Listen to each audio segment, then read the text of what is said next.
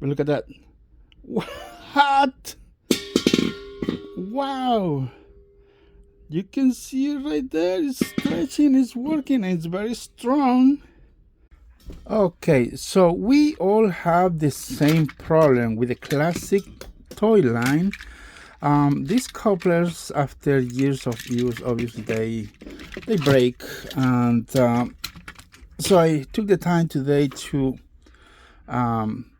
do a quick design. This doesn't take too much actually, and made the flexible 3D printed actually the flexible couplers. They do have the same, a little bit longer, just a little bit. I didn't like it that it's a little shorter, and I made it a little thicker, just 0.5 millimeter thicker than the original. Why? Because I want this thing to last longer than these originals and still fit. There is a sample right there. Flexible. I wanted to print this long time ago, but I've been busy doing a lot of things. You know my channel. I've been doing a lot of research, and finally we have the time, the equipment, and everything lined up perfectly, so we could actually finish, have this ready, and I'm printing right now as we speak. Did a test that is not supposed to be abused, but allow me to show you something.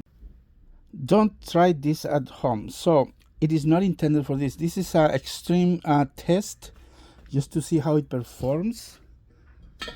We have a heavy empty, I think it does have a little bit of gas in it,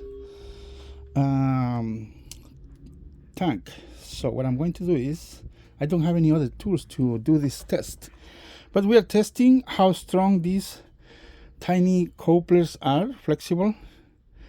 Like I say, it should, this is not a test, not a required test, but look at that. What? Wow. You can see it right there. It's stretching, it's working, and it's very strong.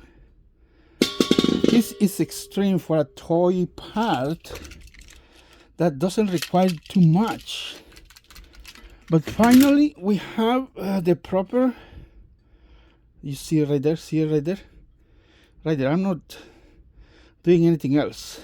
Just lifting that empty, I gotta do some research how much these empty tanks weight.